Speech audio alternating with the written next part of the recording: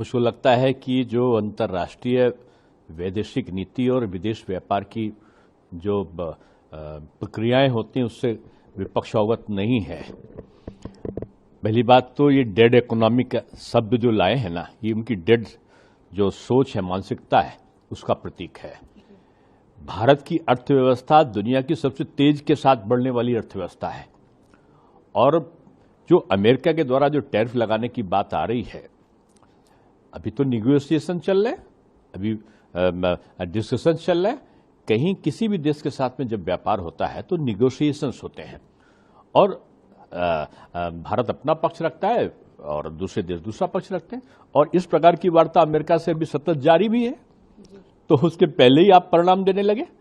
और उसके पहले क्या हुआ कि भारत ने अभी यूके के साथ में ट्रेड एग्रीमेंट किया है, उसने यूरोपियन देशों के साथ ट्रेड एग्रीमेंट किया है, रशिया के साथ हमारा ट्रेड एग्रीमेंट है और बहुत सारे अन्य बड़े देश हैं जिनके साथ हमारा ट्रेड एग्रीमेंट है। भारत एक ऐसा देश है जो निर्यात पर निर्भर नहीं है और जो देश निर्यात पर निर्भर नहीं होता है उसका सबसे बड़ा कारण होता है कि उसके अपने देश में बहुत बड़ी मात्रा में उपभोक्ता स्वयं मौजूद होते हैं। डोमेस्टिक जो कंज्यूमर है वो भारत में बहुत सारा है और हम आत्मनिर्भरता की तरफ बढ़ रहे हैं। यानी हमको निर्यात में अगर कहीं कमी आती है तो हम दूसरे स्थान पर उसकी पूरी करने की स्थिति में रहते हैं।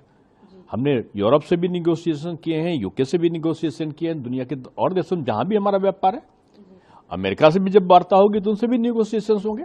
लेकिन भारत की स्थिति में बहुत बड़ा अंतर आ जाएगा ऐसा कहना, ये मैं समझता हूं ठीक नहीं है, क्योंकि हमारा जो व्यवसाय है वो केवल निर्यात पर निर्भर नहीं है।